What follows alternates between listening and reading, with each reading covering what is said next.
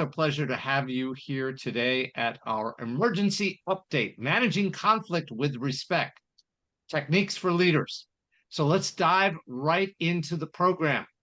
And by the way, feel free if you have a question, you have a comment, just either raise your hand on your camera or raise your virtual hand or put it in the chat, and we will do our best to respond. We'll be together for about an hour, but we're going to move quickly. And again, thank you for your time. Who is this for? Leaders in the C-suite, HR, leadership development, executive coaching, folks who work in diversity, equity, inclusion, and belonging, learning and development and training leadership, and OD, organizational development and culture leadership.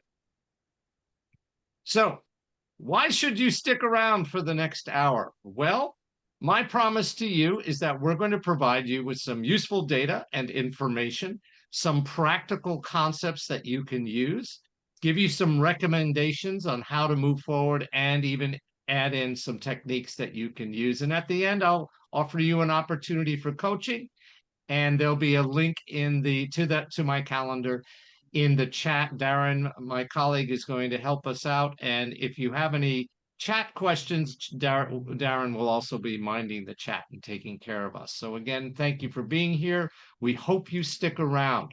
Now, who the heck am I? Well, I am the founder and executive director of the Center for Respectful Leadership. I'm also very fortunate. I had a book published by John Wiley and Sons in 2016 that I submitted completely on spec. I knew no one. I just thought, let me give this a shot. And by golly, they said yes. And then when it came out, the very first day of its release, for some reason, the editors at Amazon decided it was the best book of the month. There it is. Thank you, Jennifer. And it became a bestseller. Within 1 week, we had sold 8,000 copies, which blew me away. And then shortly after, it won a very prestigious award. And I'm super proud of it. I'm so proud of the award that I decided to frame it and put it on my wall behind me. So it's just, what is it they say? If you don't put it out there, nothing good's going to happen. So I just put it out there, and a good thing happened. I've been doing this work for many, many years. I actually started my career as a trainer for the New York City Police Department many years ago, where I saw respect and disrespect in action between police and the civilian population that they served. And I started to dive deeper into what it meant to be a respectful leader and how powerful and effective respect can be. I've been doing this work for a very, very long time. I'm also an executive coach. I served with the Center for Creative Leadership for over 7 and 8 years, coaching senior executives from all over the world. I'm also a consultant, and some of our clients include ADP, Bristol Myers Squibb, Ford Motor Company, Harley Davidson. That was cool. Did a lot of work up in Milwaukee for Harley Davidson, and the University of California, and even Warner Brothers Studios in Hollywood. So who are we at the Center for Respectful Leadership? Essentially, we're an organization that's dedicated to supporting leadership and organizational transformation through the positive power and measurable impact of respect. We deliver keynotes and training seminars and learning and development programs on respect and respectful leadership. Our flagship program is called the Respectful Leader Workshop. It's done virtually primarily, but we can do it in person. It's 2 half days back to back. It's specifically designed for your new or newly promoted managers and supervisors who really haven't gotten a lot of training around psychological safety, emotional intelligence, and respect and trust. That's what the program's designed to do. It's very immersive, it's very interactive, and we find that our clients find it extraordinarily useful. And I'm happy to tell you more about that. If you'd like to schedule a call with me, we can introduce you to the workshop. We also have assessment that we have created called the ARC assessment. How do you assess your culture to find out where you are on the ARC of developing an actively respectful culture? We do a lot of research. I do a lot of writing. I've worked as a writer and a researcher on this topic for many, many years, and so have my colleagues. And we're also experts, and this is kind of fun, in using live professional theater as a training and experiential learning tool. And we use professional actors. Darren Glesser is one of them. And if you ask him, he will do all sorts of impressions for you and entertain the heck out of you. Isn't that right, Mickey Mouse? Well, I sure will. Okay, thank you very much, Mickey. It's good to have you with us today. All right. We also do alternative dispute resolution and restoring respect process. I will talk a little bit about that later on. But first, does this sound like your organization? Do things like this happen in your organization? Friction between individuals, groups, and possibly generations, often resulting from conscious or unconscious behaviors that others may find disrespectful. Stereotyping, people are assuming negative intention and stereotypes about each other. Miscommunication, people are listening not to understand, but rather getting ready to reply. You've probably heard about that. Or they're operating in silos and say, we're not going to listen to those folks over there because they don't know what they're talking about. We're all good over here. And conflicts between personalities around behavioral styles and miscommunication between groups who are siloed or resistant to change. And also dismissiveness, people saying that others are too sensitive and too rude, or won't accept feedback as a result. If this is happening in your organization, and we've never found one that where it's not happening, and if we do, we will let you know. But if this is happening in your organization, we think we have some solutions for you, some ways of addressing these issues.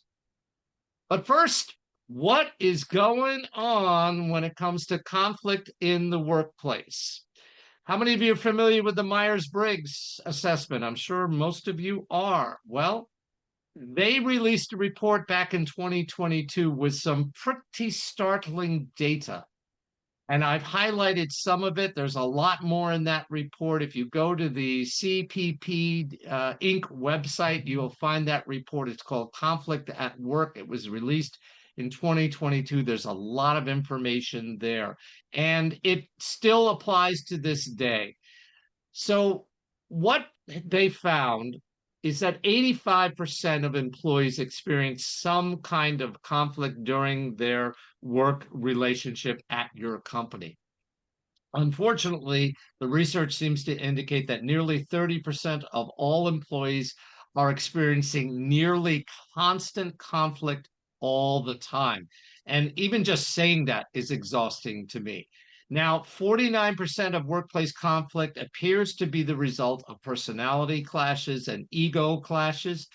34% of it appears to be the result of workplace stress and heavy workloads. By the way, in other research that we have found that the number one reason people are behaving disrespectfully to each other appears to be high levels of stress. There are other contributors as well, but stress seems to be the top contributor as to why people are treating others with disrespect. 25% of employees have witnessed absence or sickness due to conflict. In other words, they just don't want to come into work or they don't want to work with other people. Nearly 1 in 4 employees think their managers handle conflict poorly or very poorly. Those of you in HR and leadership development, you probably are nodding right now that you tend to agree with them. And the more time that an individual spends dealing with conflict at work, the lower their job satisfaction and the less included they feel. And we know where that's going. We know that that's going to impact retention, productivity, collaboration, you name it. Conflict has a high cost. Questions so far about this data? Does it make sense? Is it tracking with what you know? I'm seeing heads nod. Terrific. And again, feel free to raise your hand or virtual hand if you have thoughts and comments or questions. Here's some more data. I'm sure those of you who are part of SHRM, who are SHRM members, are aware that they released a major study back in January, which showed that 66% of our workers have experienced or witnessed incivility within the past month on average. 57% have experienced or witnessed incivility within the past week. And those numbers continue to trend upwards. Another survey by another organization, which includes UK employees, said that 1 in 4 workers experience workplace disrespect and incivility on a regular basis. And back to that conflict at work report by the Myers-Briggs company, they found that in 2008, 29% of workers reported dealing with conflict. By 2022, that number had risen to 36%. The estimate right now is it's closer to 40%. Not good. I think we can all agree. One more piece of data, and then I'll stop throwing graphs and information at you. Georgetown University. Dr. Christine Porath, many of you probably heard of Dr. Porath, arguably the foremost expert in the world on incivility and disrespect. They have been conducting for years an annual survey, which asks a very simple question. Have you been treated with disrespect and incivility or been in conflict with a colleague, a boss, a customer, or a vendor on an average of once a month in the last year? Now, the general trend was by the last time they did this survey, 2016, they found that roughly 2/3 of all employees had said, yes, I've experienced that. Then they took that survey in 2021, 2022 during the great pandemic, and they said, okay, let's focus that question on people who are essential workers, such as grocery store workers, and or people in healthcare. And they surveyed approximately 1,000 people in those essential industries all over the globe and asked them the same question. Have you been treated with disrespect and incivility by a customer or a patient or a vendor or a colleague on an average of once a month? And if you look at the third bar, 76% of those respondents, and basically 760 out of 1,000, said they had been directly disrespected by a patient or a customer or a colleague or a boss or a vendor. Now, 78% said they witnessed fellow employees being disrespected. 78% reported that they believe it's more common than it used to be. And to me, the most tragic piece of data on this slide is on the right-hand side. 73% of respondents said, this is normal.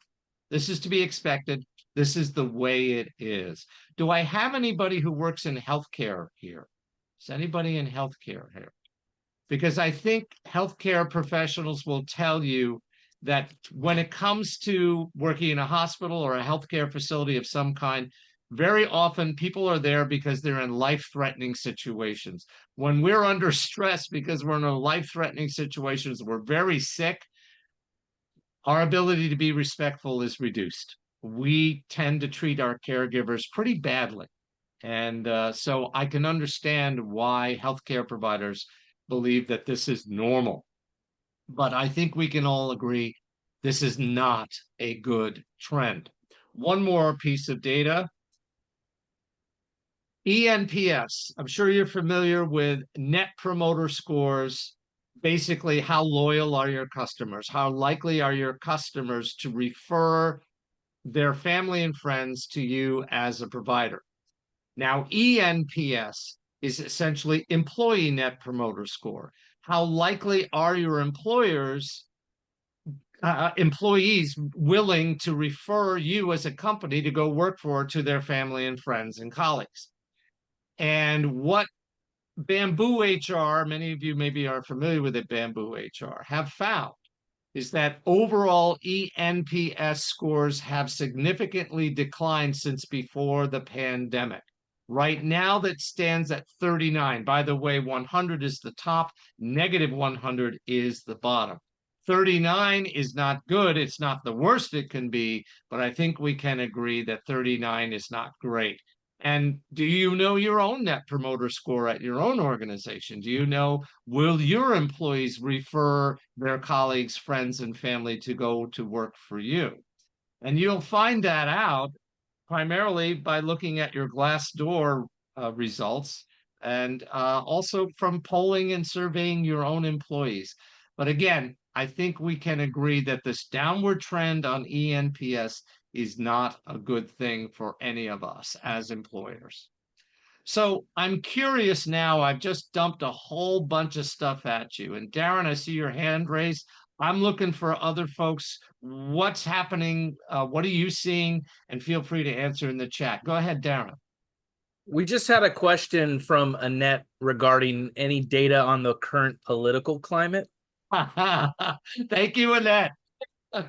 Well, I appreciate that question. We actually addressed some of that last month in the emergency update on handling political discussions at work. I can tell you this, Annette, that our workplaces are seeing a trickle down. Bottom line, we know all the research tells us that right now in public, what we call public disrespect, we are seeing as much, if not more, public disrespect in our society around politics than we've seen since the height of the Vietnam War. And as you know, back then, we didn't have these things to keep us connected all day long and reading the news. So what we're finding is that there is a bit of a trickle down, or if you'll excuse the phrase, a bleed into the workplace. People aren't duking it out yet, but we predict no matter what happens in November, no matter who wins the election, that this tension around politics and society and culture is going to ratchet up publicly, obviously. And we believe it will significantly impact our employees. It's going to be a rough ride, no matter how much we don't want that to be the case. I can assure you, our research says it's going to be a rough ride. With that, I'm curious as to what, if you feel like sharing, what are you seeing? It doesn't have to be your workplace. It could be colleagues, what you're hearing from others. I'd like to see and hear what you're thinking. Anyone have some thoughts?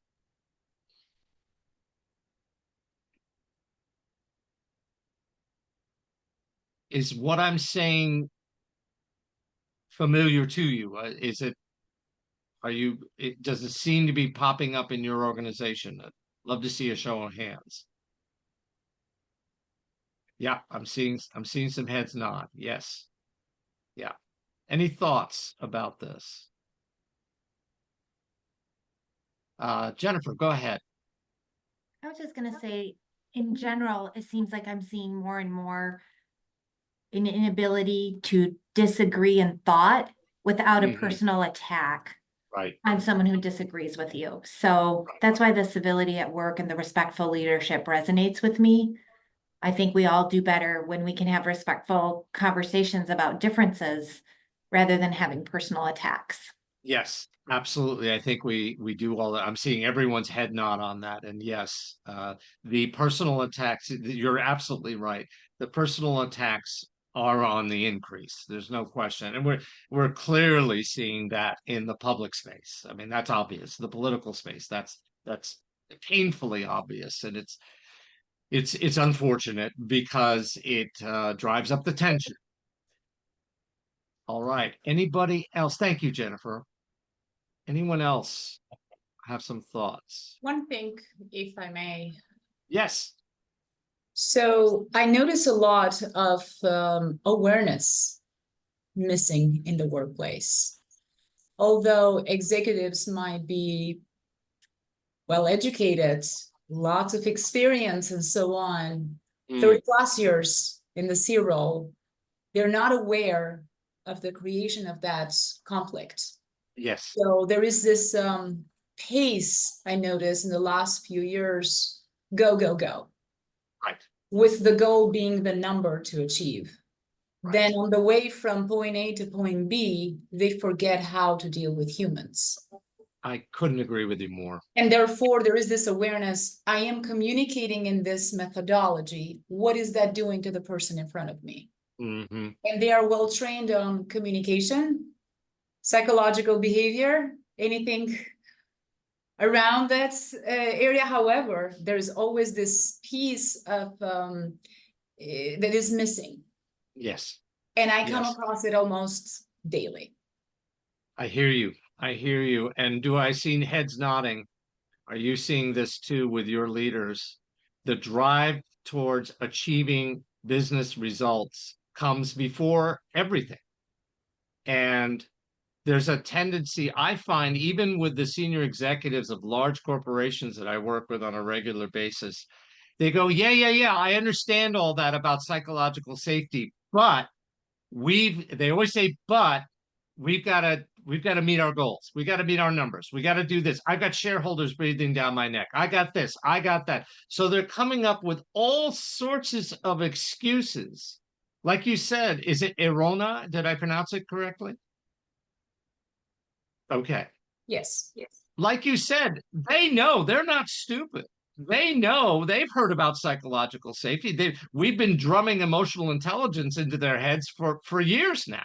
They know about these things. They always need to come up with the but.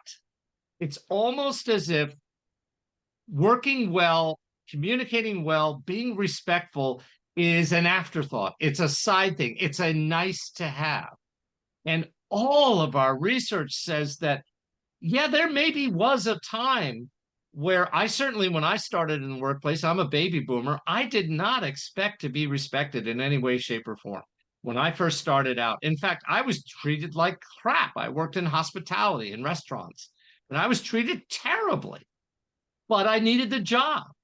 And everything we've seen has changed now, and that's part of what I do. I'll talk to anybody who will listen to me about how our workplaces and our workforces have changed significantly since I started out.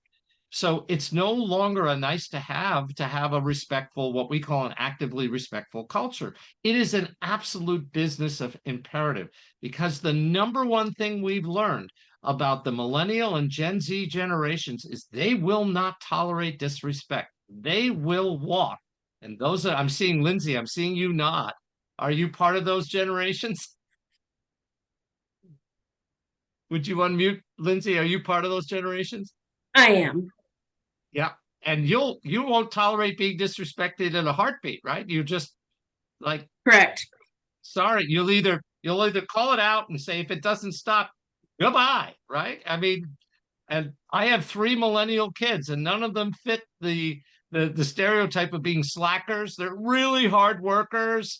They're very dedicated. They love what they do, but if they're treated with disrespect, they will not tolerate it in a heartbeat. And that wasn't the case certainly when I started out, because I'm really old. But the world has changed significantly, and that's what we're trying to help people understand. Thank you, Lindsay. Appreciate that. Thank you, Arona. You make a very, very good points. Any other thoughts, ideas? All right. I just want to say thank you to those who have just joined us today. It's a pleasure to see you all here today. We've just covered some data on what's going on in our workplaces right now. And the short story is we're seeing more and more conflict, which is driven by stress and ego and personality conflicts than we have been in the past. And those are trending upwards, and they're having a negative impact on our workplaces. So let's talk about some of the direct and indirect costs of conflict. Obviously, if someone makes a formal complaint to you in HR, if you work in HR, you've got to look into it. You've got to investigate. There may be some coaching involved, some counseling. If it gets really going into legal areas, there may be lawsuits and settlements. It can be very, very costly. But what our research indicates is that the indirect costs of conflict are oftentimes double what the direct costs can be. For example, conflict seems to drive turnover at an exponential rate. People also tend to slow down when they see or experience conflict in their workplace. They will actually lose time at work ruminating, thinking about, worrying about the conflict that they're in or that they've observed with others. If they're truly angry and frustrated about the conflict and they feel like the organization's not doing anything about it, they might leave. or they might sabotage, or they might at least stop working nearly as hard. They will feel less committed to the organization, less loyal, more likely to engage in what we call presenteeism or quiet quitting. They're at work, but they're barely working. You also have the cost of retraining, recruiting someone to fill an empty slot where some valuable employees left because of conflict. You got to recruit them in, you got to retrain them. There's the downtime between when they were hired and when they're finally up to full speed. And the final cost I want to bring up is something it's hard to put a dollar value on. It's your reputation as a great place to work. How many of you monitor your Glassdoor account? How many of you are watching that? You should be. It's absolutely important. You know it's important. But Glassdoor, for those of you who are not familiar, is a place where an employee can go and anonymously comment on you as an employer. And they can say good stuff and they can say bad stuff. And you know, there's rarely do we get anything in between on survey sites like that. It's usually either good stuff or it's really bad stuff. And so that can severely impact your ability to recruit the best and find people to step into hard to fill slots. For example, how many of you have had an important role open for quite some time now because you're having trouble finding the best candidates for that slot? I should probably see all of the hands go up. And if that role is open because someone left because they felt it was a toxic or disrespectful or conflict-ridden work environment, you know how hard it's going to be for the next person who's going to be in that slot, and you want to do something about it. So the direct costs are one thing. I think you all are aware that those are there. The indirect costs, our research tend to tell us that they're twice as much as the direct costs. So people often want to know, what can we do? Help me out, Greg. Give me some advice. So here's what I'd like to recommend that you do. There are 4 things that seem to be very helpful. And by the way, we will make sure the audio the recording of this webinar is available to you. We'll also send you the deck as a PDF. We'll get this to you. Just make sure you reach out to us afterwards, but we'll do our best to make it available to all of you. First of all, you want to acknowledge what's real. You want to take a proactive approach. You want to handle public outbursts of conflict in the moment. You don't want to just ignore it and pretend it's not happening. And you want to follow up with coaching. So let me drill down a little bit into each of these. So what is acknowledging what's real? What does that mean? Our tendency is to not talk about uncomfortable stuff. And talking about uncomfortable stuff in, say, a town hall meeting or a team meeting or what have you, it's not something we're automatically programmed to do. We have to make a decision that if conflict, and Pettis, thank you for your hand, I will come to you in a moment. If conflict is rearing its ugly head in your organization, it's better that you acknowledge that conflict exists. You don't have to point out the individual thing that's going on. You can just say things like, hey, everybody, there's something I need to cover with you, and that's that conflict exists in every organization. Let me show you some data about what's going on right now and how much conflict might cost us if we allow it to continue and we don't manage it well. We need to absolutely talk about what we expect from each other. We expect people to treat each other with respect. What does that look like? And we have resources to assist you if there is conflict coming up in your work life. Yes, what was your question or thought? Please join us. Please unmute. I like what you're talking about. Thank you. I am writing a book about trauma and toxicity in the workplace, Wow. which I hope to have out in September. All right. I want to make a couple of comments. I do not mean to upset anybody or anything like that. Would you mind? Could you tilt your camera? We can't see your face. There you are. That. There you go. Perfect. Thank you. Okay, sorry about that. That's all right. First of all, conflict is a symptom of Mhm. something else. Mhm. And as I look at it in the work that I'm doing for this book, I think it's a symptom of trauma. Mhm. There was a survey done in 2013 by NIH that Mhm. found that 90% of the US population had experienced at least one seismic event, with the norm being multiple.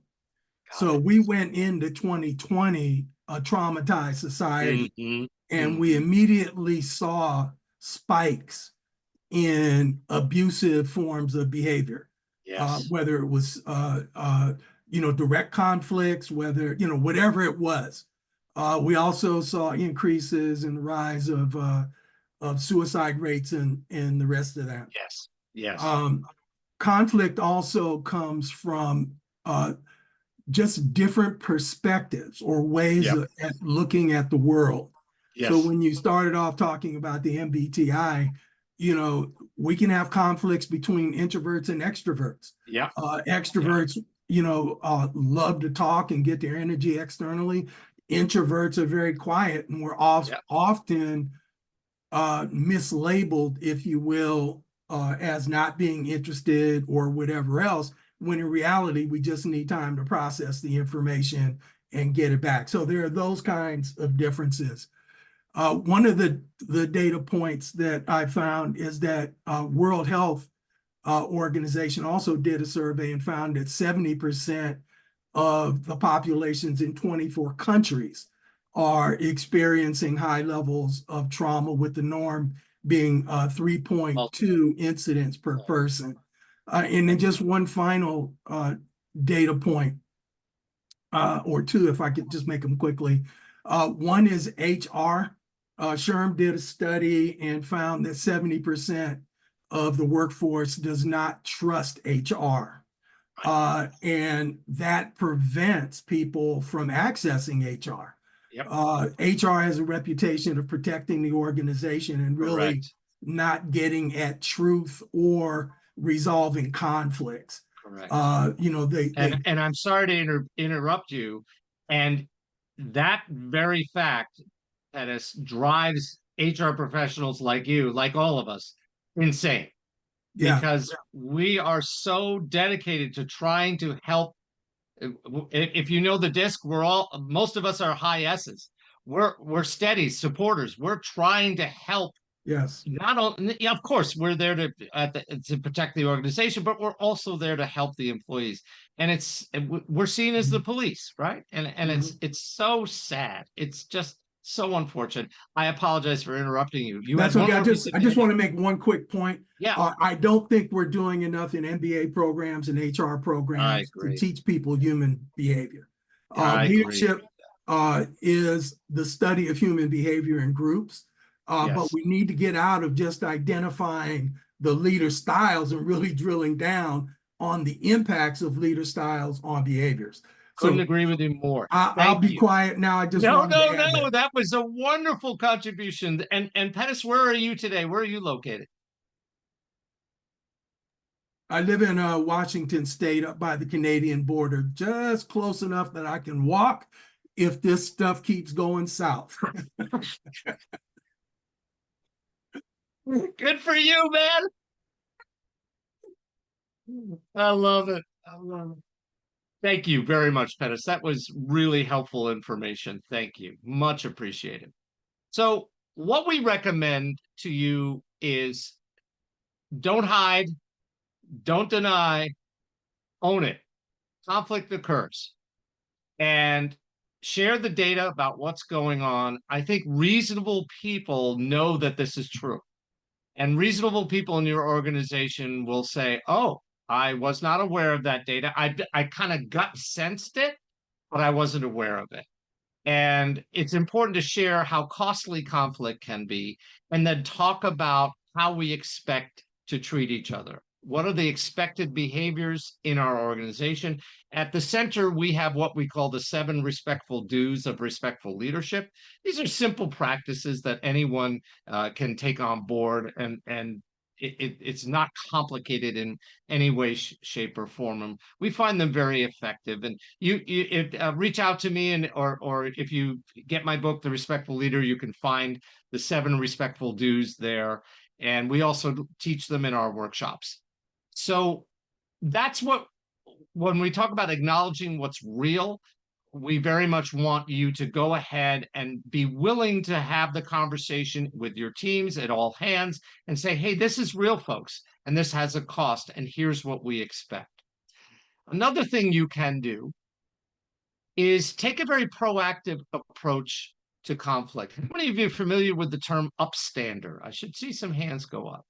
An upstander is someone in your organization who knows how to say something when conflict or disrespect rears its head in a public space, such as a meeting, an all hands, or what have you. So generally speaking, they're champions of respect. That's what we like to call them. They're upstanders or champions of respect.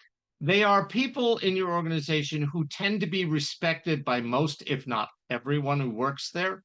They know how to keep themselves calm in hot situations where things have blown up a bit. And they're trained, or at least they know they have the skills to de-escalate conflict in the moment. Now, some of the things they can say, an upstander or champion of respect can say when there appears to be conflict between 2 people or a group, they can literally say, okay, everyone, hold on, let's dial it down. They need to say that. What we tend to find is that when people experience conflict, everybody kind of goes mute. Everybody kind of sits there and doesn't make eye contact and hopes that this will end quickly, and then we can get back to work. But very often it leaves a bad taste in everyone's mouth in the moment, and the rest of the meeting doesn't go nearly as well as it should have. There's a lot of discomfort, and then people chitty chat about it afterwards. What we want the champion to do, the upstander to do, is say something in the moment. Hold it down, dial it back. We don't talk that way to each other here. That's okay to say. We don't, and someone might say, well, I heard so-and-so do that. And all the champion says, you may have heard that, but I'm telling you, the expectation is that we don't talk to each other that way. And this, you can also own it. They can own it. This kind of talk only spins everybody up. That's not what we need right now. We need to focus on the work or the problem at hand. And I love the phrase, I think we can all agree. I think we can all agree that the problem we're facing right now is a challenging problem. And that I think we can all agree that keeping our cool with each other is good for everyone. And I think we can all agree that we need to take conflict like this offline and focus right now on the work issues. Does that make sense, everybody? So the magical phrase is, I think we can all agree. And what you're trying to do is it's a bit of a psychological trick. And my friends who are psychologists say, don't call it a trick, but it is kind of a trick. When you say the words, I think we all agree, people who are upset like to hear that there's the word agreement out there and it's not necessarily that you're agreeing with them on their position or they're upset, but you're just finding something that we're all agreeing on, which is conflict in this moment is unhealthy. It's not helping. And so they're more likely to calm down when you use the phrase, I think we can all agree. Now, those are some of the things that the upstander can say, the champion for respect can say, but also we need to train folks who are not the upstanders, who are not the champions, to back them up by saying something like, that's right, Greg's right, Sherilyn's right. We don't talk that way here. Agreed, everyone. Let's dial it down. We need to take our conflicts offline. So by backing the upstander up, it's more likely that the group dynamic is so strong. If enough people say, hey, we need to tone it down, we need to focus on the problem, the people who are in conflict and who are acting out are much more likely to get back in line and focus on the problem. And of course, you don't want to ignore what happened after the fact. People need to address that. We can't just let it go. But even if they push back during that moment when you say, hey, let's dial it down, if they say the words like, but he or but she, which I'm sure you've heard, you could, the upstander and the backup folks can also say, look, we're all aware of how we expect each other to treat each other. Let's move on. And they can insist on focusing on the work at hand. Any other thoughts of what can be said or done in the moment? Anybody have any other techniques when conflict rears its head in the moment?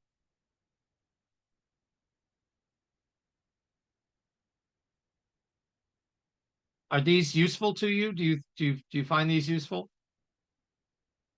And what I urge you to do is, if you'd like to use these techniques, identify people in your organization to be those champions. Train them to do this. It's not hard. Give them the list, role play with them, do whatever you can to prepare them for the real world. Pettis, go ahead. You've got some thoughts on it? Just one quickly. One of the things I found that fails in companies is that when conflict arises, they may provide coaching to, let's say, the two parties, but they never bring, or at least in my experience, they don't bring the parties together. Right. To make And sure that there's healing and people yes, are good going you are forward. 100% So I think right. it's a And failure of the system. I'm totally aligned with you, and I'm going to talk about that in just a moment. Thank you. Perfect. So after the incident, coaching is absolutely imperative. You've got to coach both people, if it's two people in conflict, if it's a group in conflict. But one of the things you can do immediately afterwards is use the SBIR technique. It was originally developed by the Center for Creative Leadership, which has been around since the 1970s. I was an executive instructor and coach there for many years. Essentially, the moment this meeting is over, the champion can take the person aside and say, look, what just happened there, what I observed was behavior that goes outside of our expectations. The impact on this team, on me and on you, is X, Y, and Z.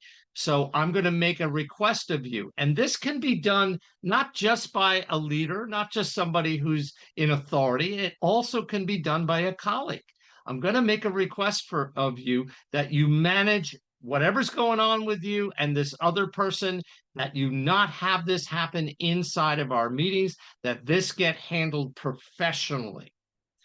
Now, very likely they're going to push back in some way and say, but hey, but him, but her, going to make all sorts of excuses. One of the things you can do, again, this is a bit of a psychological trick. We call it the H.E.A.R technique. You want to hear the emotion in their voice, look for it in their body, and acknowledge the emotions. You could say, look, I know you're upset. I can see you're upset. I can see you're angry. I can see there's conflict between you and this other person. I can see it. I feel it. I sense it.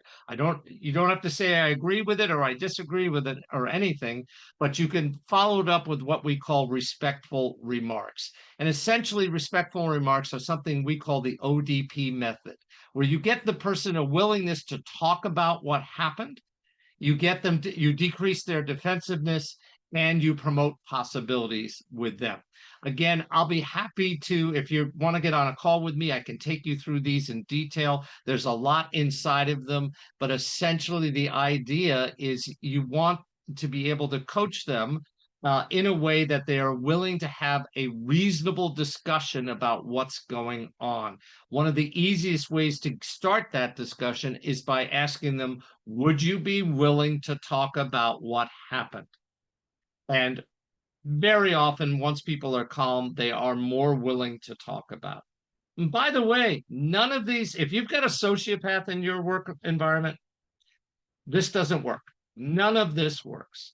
There's a famous professor at Dr. Robert Sutton is his name, at Stanford University. He's written a great book. Julie, I could see you're laughing. You know this book. It's called the No Asshole Rule. It's a very technical term for sociopaths. Assholes, he calls them. Excuse me. I think that's an apt description.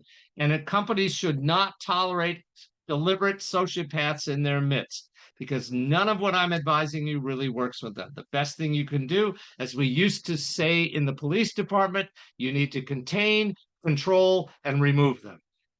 That's my 2 cents on that. Okay. Decreasing defensiveness is a very important part of getting someone to talk about the conflict that's going on with them. And one of the keys ways you can do that is by letting them know what you respect them for. Again, there's a little bit of a psychological trick in here, but there's a lot more that you can do when you're coaching someone. And Pettis is right. Pettis is absolutely right. You want to coach someone and you want to bring those people together to see if you can resolve this conflict between them, because it never works just to coach somebody on their own. I'll get into that in just a moment. Finally, when you've got them calmed down, you're going to want to try and promote possibilities. The idea is for them to come up with ways to resolve this conflict rather than you say, you must do this, you must do that, etc., etc. Because people will only change when they know there's something in it for them and when they know they can actually do it. The best thing that can happen is when you're coaching someone is they say, you know what, you're right, I should apologize, and there's a way to do that, and I should change my behavior, and I think I'll change my behavior this way, that way, and so on. And that leads us to what we call the coaching for respect process. I developed this over many years. I wrote a book about it that came out last year. It's essentially a 10-step process that you, as an HR leader, an OD leader, an executive coach, you can use this process to support two coworkers in restoring respect to their relationship and working well together again. There are a number of gates that they have to jump through first in order for this to happen. But it can be run by you or other leadership or externally certified coaches. Generally involves 6 to 8 confidential coaching sessions. It can take place over 4 to 6 weeks. Although recently I ran it with 2 leaders in an organization.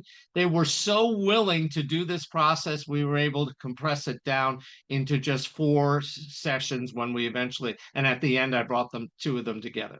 So we were able to move quickly through the process, but generally speaking, it takes 4 to 6 weeks. It's capped at the end by what we call the joint session. It's based on workplace relationship mediation and alternative dispute resolution techniques, and it can be used before more formal remedies like investigations and disciplinary, and so on and so forth. But here's the core. Here is the core of the coaching for respect process. You'll only be successful if you've got people who are coachable, who are willing to own their behavior and willing to change their behavior. Also, they must absolutely identify what they respect in the other person. There's an old saying, you don't have to like someone to work with them, but you do have to have some level of respect for them. So it's absolutely imperative that you as a coach get them to own their own behavior and what they respect in the other person. And what are they willing to change going forward, and holding them accountable for their commitments. So that's at the core of the coaching for respect process. Again, we have experts. In fact, my colleague Darren is an expert in this process. He's certified. We can run this process for you, or we can train you to run the process if you like. Okay. So at the end of the day, I think we all agree that when it comes to conflict, we want people to not be in conflict, but are more willing and genuinely willing to help each other out. We want people to value each other's perspectives and consider each other's points of view and experiences and ideas. We want people to communicate more effectively with each other and listen and understand each other better. And we want people to have less conflict with each other so we can get stuff done, get work done. And finally, we want to increase respect in our organization through the use of what's called the Platinum Rule. The golden rule, I'm sure you've all heard of it, do unto others as you would have them do unto you. It's a great way to lead. There's just one hiccup. Not everybody wants to be done unto the way you do. And that's where the platinum rule comes into effect. It was developed by Dr. Tony Alessandra, who is the head of assessments 24/7. That's where we get our DISC assessments and our EQ assessments. It's a great resource. And he basically says, you know, the platinum rule is do unto others as they would have you do unto them.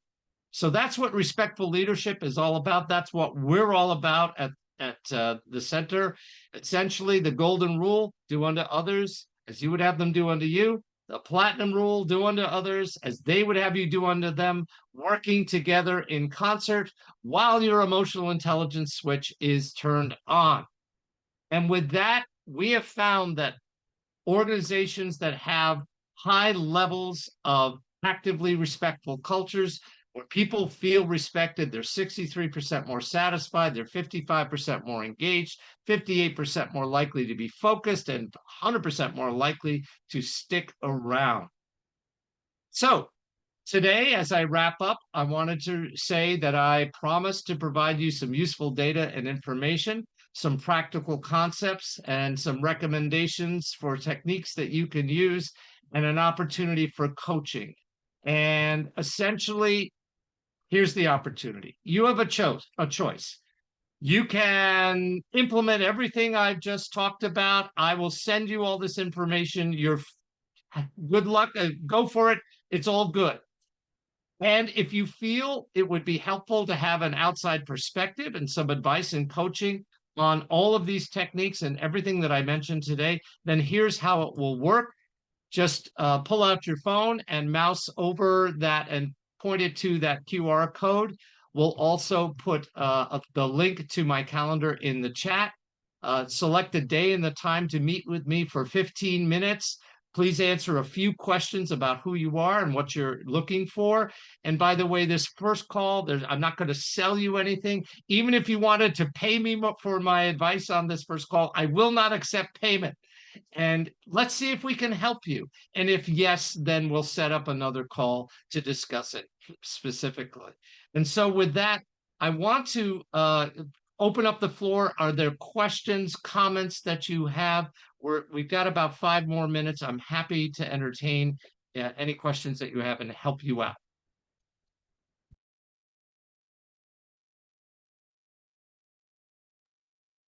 Greg, I believe there was a question in the chat from Annette again regarding, do these techniques take into account cultural differences? Absolutely. Absolutely. It is imperative that we turn on our emotional intelligence switch, our cultural intelligence switch. And yes, these techniques, I have found, I've taught these techniques all over North America, in the Middle East, and in Europe. And it seems like the cultures, and also with clients based in the Pacific Rim countries, they seem to apply to all. There are some uniquenesses to different cultures, there's no question. Some cultures are more formal in terms of the respect for authority. Others are less formal, more informal. So it's absolutely imperative that we keep our cultural intelligence hats on when we are doing this work. I hope that answers your question, Annette. Other questions, thoughts? Was this you? I'm just going to ask you point blank. Was this useful to you? Is there useful information here? I'm hoping I see some heads nod or thumbs up. Yes. Terrific. Terrific. Thank you. Thank you all. I'm going to close with a quick story of an experience I had when I was a very young man. My dad was a sports writer, and he was very famous during the 60s and 70s. And one day when I was a little boy, someone came to the house, and my dad interviewed that person. And at the end of the interview, I was introduced to him, and he told me his name was Cassius Clay, and that people were, like my dad, were soon going to call him Muhammad Ali. And he asked me what I wanted to be when I grow up. And I said I wanted to be a writer like my daddy. I didn't know what that meant, but I said it. And he said, well, good for you. Do you like people? And I said, yes, I like people. And he said, ah, but are you curious about people like Curious George the monkey? And I knew Curious George the monkey. You all know those cartoons and the books and things. And I knew Curious George. I'm like, yes, I'm curious about people like Curious George the monkey. He says, well, good for you. Then I think you're going to be a good writer like your daddy. So let me give you a piece of advice. And my father never tired of saying this, that Muhammad Ali said this to me when I was a little boy. He leaned over and said something that I didn't understand at that time. But boy, do I understand it now. He said, you respect yourself, little man, and you respect other people, you'll do okay. You respect yourself, you respect other people, and you'll do okay. And with that, I want to say thank you all for being here today. I hope I've been helpful. Please connect with me on LinkedIn. Please ask us for the slideshow and for the recording. And please, please make an appointment with me. Let's have a conversation to see if we can be of help. Thank you all very much. It's been a pleasure. I'll stay on for a few minutes if anybody has any more questions or comments. Thank you again.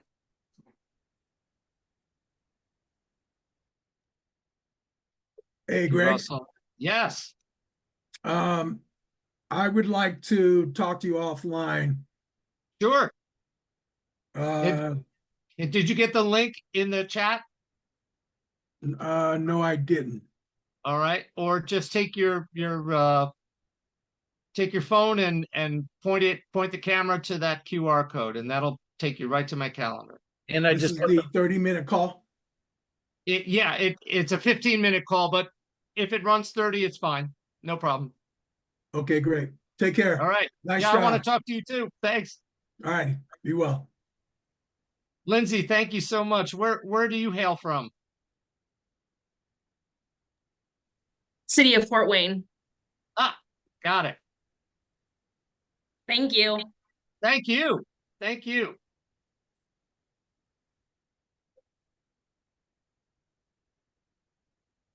All right. Uriel, thank you very much for coming. I hope it was helpful. Yeah, thank you. I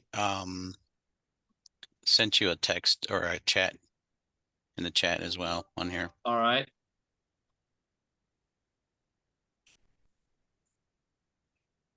Let's see.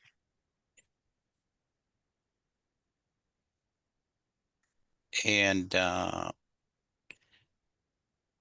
yeah, I wouldn't mind possibly running this by others in our workplace and seeing if we can follow up and stuff like that. Terrific. Terrific. And have we captured the chat, Darren? it I'm might have looking been a DM directly to you. Was it a DM, Uriel? Yes. Yeah, so it was directly to you, Greg. Okay. Oh, there it is. Yep. So I had a couple things Okay. in mind, but we can follow up as well. Yeah.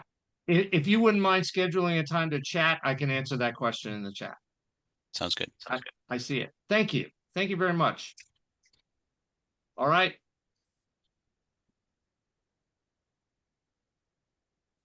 Azim, thank you for coming. Dang, thank you for coming. Hope this was helpful. Thanks, I'm everyone. gonna end sharing and say goodbye.